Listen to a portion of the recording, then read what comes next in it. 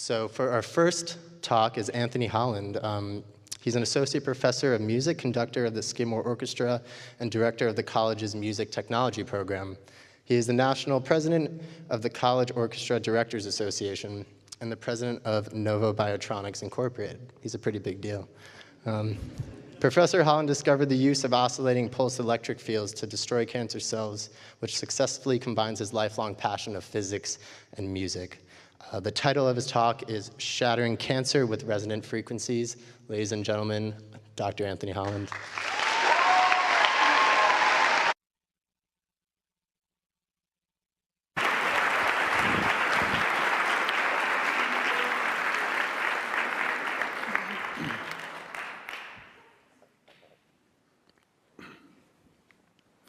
Usually I would be standing on this stage over here conducting the college orchestra because I'm a music professor.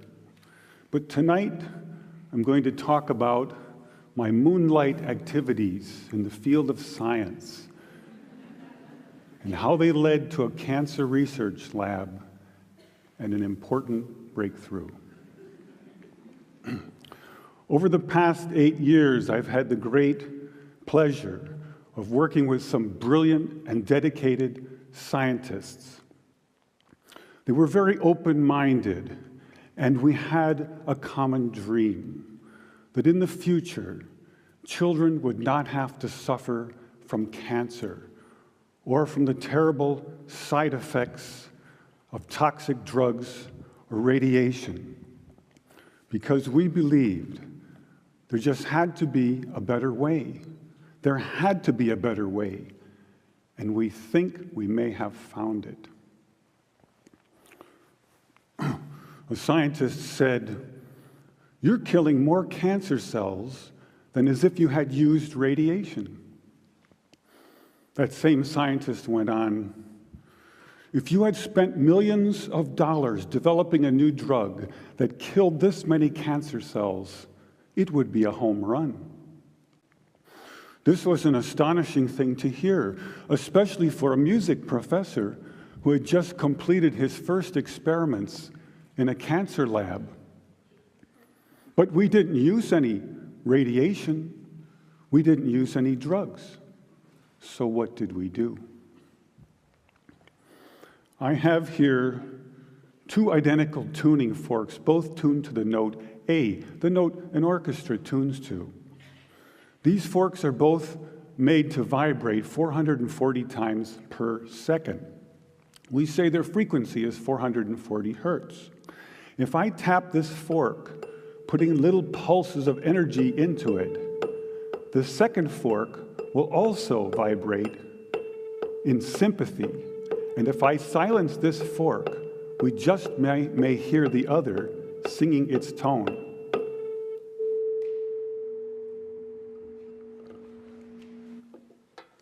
We say that I'm inducing a sympathetic resonant vibration in the second fork. It only works because both forks are tuned to the exact same frequency. Now, many of us have seen this very charming young man on the internet who shatters crystal glasses with his powerful voice. But if you watch him carefully, you'll see that first he taps the glass with his finger and listens. The glass sings its natural resonant pitch. Then he takes a deep breath and sings a loud, long note. He induces a resonant vibration in the crystal glass. The vibration grows larger and larger and larger until the glass is shattered. On the other end of the scale, we have a giant bridge made out of concrete and steel, a suspension bridge, the Tacoma Narrows Bridge. Cars and trucks and buses are going over it every day. And unfortunately, where they built this bridge, there was a steady wind blowing across it. And one day, this wind induces a small vibration in the bridge, hardly noticeable. But the frequency of the vibration matches the resonant frequency of some part of the bridge. And the vibration gets larger and larger and larger until the bridge collapses into the river below. a destructive resonant frequency. So on one end of the scale, we have a giant concrete and steel bridge destroyed by resonance. And on the other, we have a small crystal glass shattered. So maybe we could shatter something even smaller, something really small, something you would need a microscope to see. Maybe we could shatter a living microorganism. But to do that, you'd need some sort of theory to serve as a basis. And we find that basis in a wonderful book called The Rainbow and the Worm, The Physics of Organisms, by a scientist, Mei-Wan Ho. And that book makes a very strong case that living organisms and cells are liquid crystals, or in the least, they have many properties of liquid crystals. Now, we're all familiar with liquid crystals because they are in our laptop computer screens. LCD display, liquid crystal display. And we can change the qualities of the liquid crystals in our computer screen by sending special electronic signals to it. We can change the color and the shape on the screen with these signals. So maybe we could change a biological living liquid crystal with a special electronic signal. But in order to do that, we would need some kind of device. So we search the US patent database, and we find this invention by a physician, Dr. James Baer of Albuquerque, New Mexico. It's called a resonant frequency therapy device, and its purpose is to induce a resonant vibration in a living organism or cell. And there are two really important things about this device. The first is that it uses a very special kind of antenna.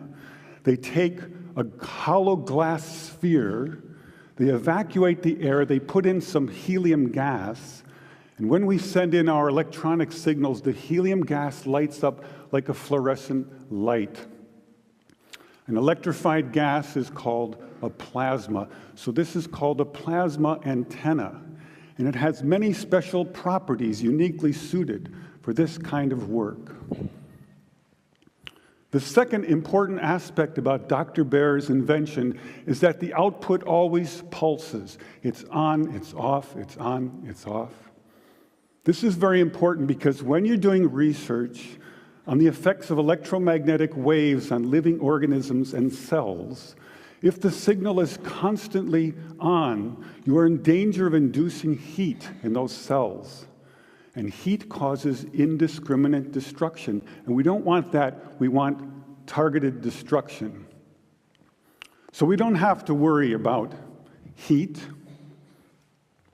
And now we go to the biology laboratory and we take Dr. Baer's device, and the hunt begins through a microscope for a frequency which will shatter a living microorganism. Now, we have a method of controlling Dr. Baer's device by an input control frequency. So if I put in, say, 100 hertz, out will come 100 pulses per second. If I put in 200 hertz, we'll get 200 pulses. So now we're searching for the magic frequency. And we start with 100 hertz, and we look through the microscope to see if anything's happening. We watch for 5 minutes. Nothing happens.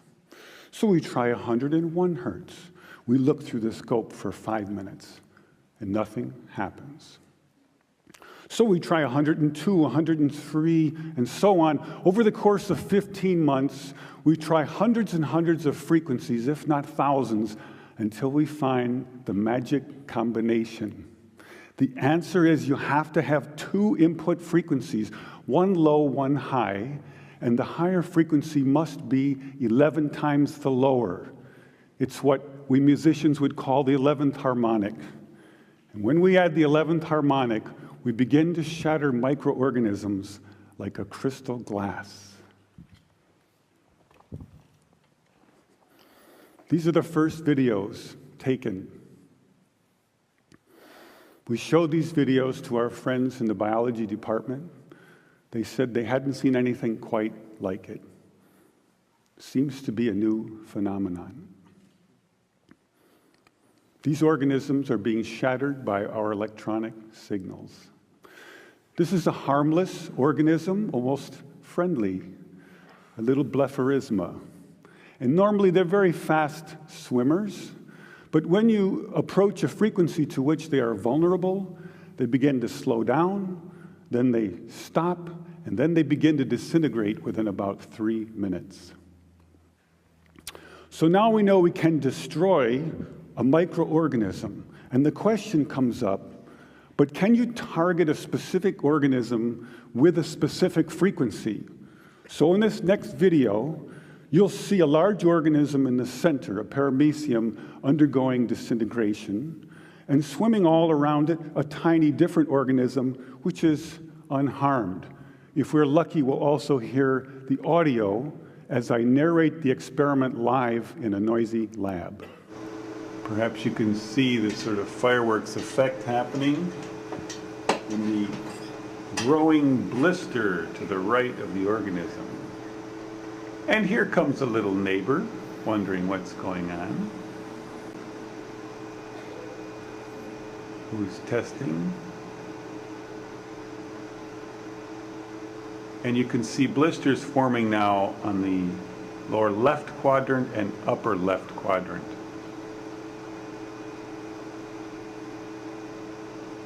The shape is now changing.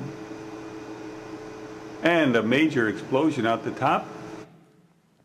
So now we have some evidence that we can target specific microorganisms with specific frequencies. And we make several more videos, and we film the destruction of hundreds of microorganisms. And about this time, we meet a cancer researcher, and we show them these videos. And this results in an invitation to spend 4 months in a cancer research lab trying to shatter cancer cells. This is our setup in the lab. You can see the microscope with cancer cells on it. Here's the plasma tube, and here's my little frequency control box. So first we attack pancreatic cancer. Take a good look at this slide, because the next one will look quite different. After we treat these cells, they change their shape and size, and they begin to grow long, rope-like structures out the sides. They look something like antennas. I call them bioantennas for biological antennas. It's as if the cancer cells are trying to tune into our signal. It also turns out this is the beginning of a process of destruction for cancer cells. We now know that cancer is vulnerable between the frequencies of 100,000 hertz and 300,000 hertz. So now we attack leukemia cells. Leukemia cell number 1 tries to grow a copy of itself, but the new cell is shattered into dozens of fragments and scattered across the slide. Leukemia cell number 2 then hyperinflates and also dies. Leukemia cell number 3 then tries to make another cancer cell. The new cell is shattered and the original cell dies. But killing a handful of leukemia cells is not enough for a patient. What kind of numbers can we do? In repeated controlled laboratory experiments, independently assayed by the 2 top experts, we killed an average of 25% to 42% of the leukemia cells, as high as 60%. They also determined that we slowed the growth rate of the cancer by as much as 65%, so a double effect. Now we attack ovarian cancer cells. This is a more distant shot. Here you see brackets coming up around the cells, showing groups of ovarian cancer cells which are being destroyed.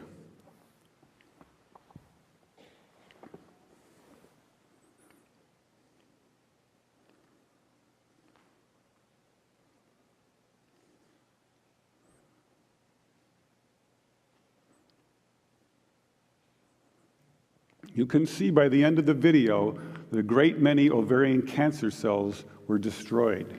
Now we attack pancreatic cancer once more. In the center of the screen is a clump of pancreatic cancer cells like a microtumor under the microscope.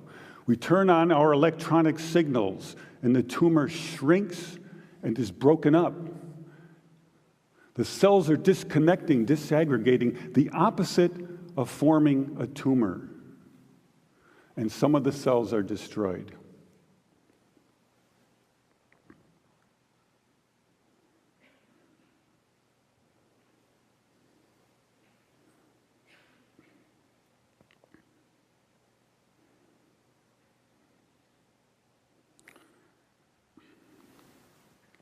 In our most recent work, we attacked the deadly organism MRSA.